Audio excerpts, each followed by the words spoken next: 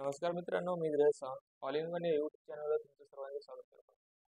मित्रांनो, आज आपण विकसित भारत बिल्डॅथॉन या वेबसाईटवर जाऊन आपल्या शाळेचं रजिस्ट्रेशन कसं करू शकतो हे जाणून घेणार आहोत. त्यासाठी तुम्हाला सर्वात अगोदर या वेबसाईटवरती जावं लागेल.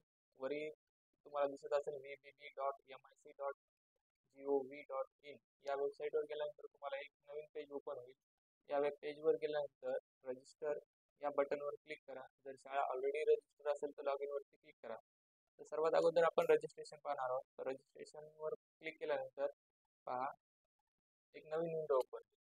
या विंडोमध्ये तुम्हाला दिसत आहे युडायस कोड. जर तुम्हाला युडायस कोड माहीत नसेल तर तुम्ही युडायस वरती जाऊन तुमच्या शाळेचं नाव टाकून युडायस कोड चेक करू शकता. पहा युडायस कोड टाकल्यानंतर तुम्हाला एक नवीन विंडो ओपन होईल.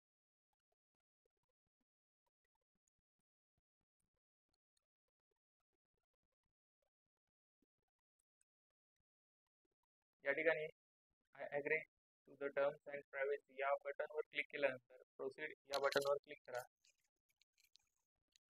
त्यानंतर तुम्हाला एक नवीन विंडो ओपन होईल. या विंडोमध्ये तुम्हाला स्टेट निवडायचा आहे, डिस्ट्रिक्ट, मंडळ, taluka, pincode, school name, school type, school board आणि स्कूल ॲड्रेस याप्रमाणे तुम्हाला माहिती भरायची आहे. माहिती भरल्यानंतर प्रोसीड या बटनवर क्लिक केल्यास ही नवीन विंडो ओपन होईल आणि या विंडोमध्ये तुमची सर्व माहिती वरती दिलेली असेल.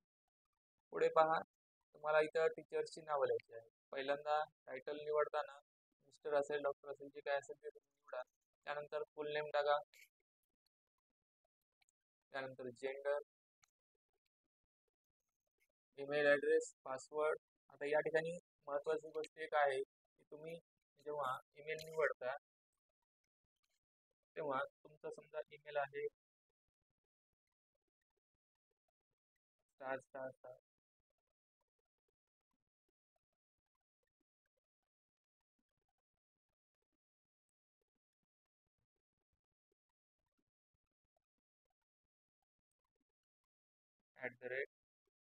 @gmail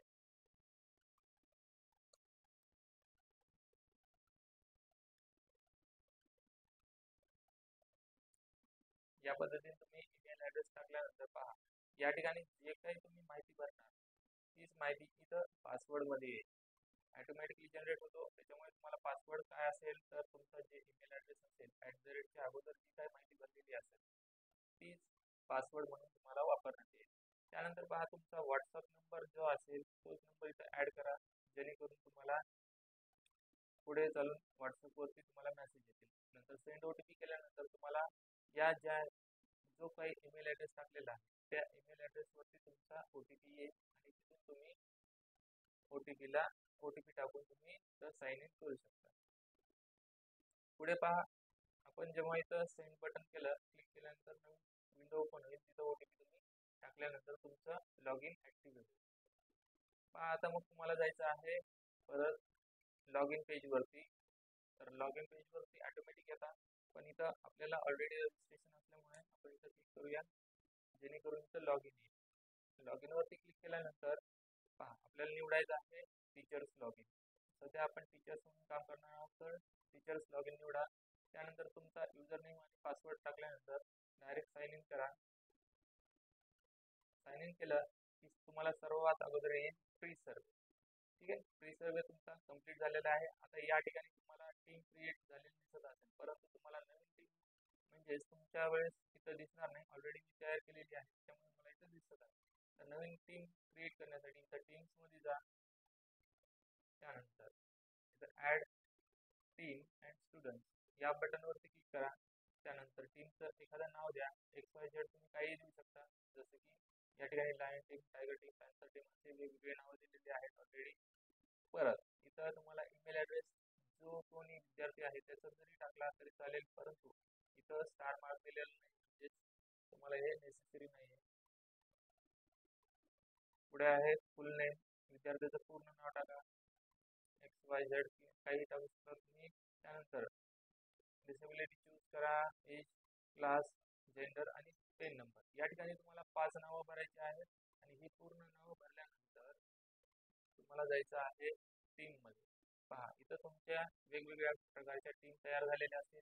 आता या टीम्समध्ये तुम्हाला तुम्हाला हवा असेल तसा बदल करता येतो.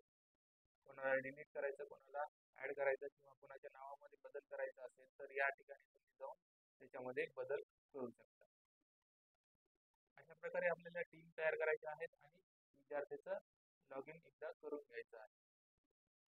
चला तर पुढील व्हिडिओमध्ये आपण पाहूया की आपल्याला पुढे काय काय करायचं आहे. जसं की इथं कोर्स तुम्हाला चूज करायचा आहे, त्यानंतर पोस्ट सर्वे करायचा आहे. जेव्हा पोस्ट सर्वे करतात त्याच्यानंतर तुम्हाला सर्टिफिकेट मिळेल. चला तर पाहूया पुढच्या व्हिडिओमध्ये आपण हे टीचर कोर्स कसा कम्प्लीट करणार आहोत आणि पोस्ट सर्वे कसा कम्प्लीट करणार आहोत.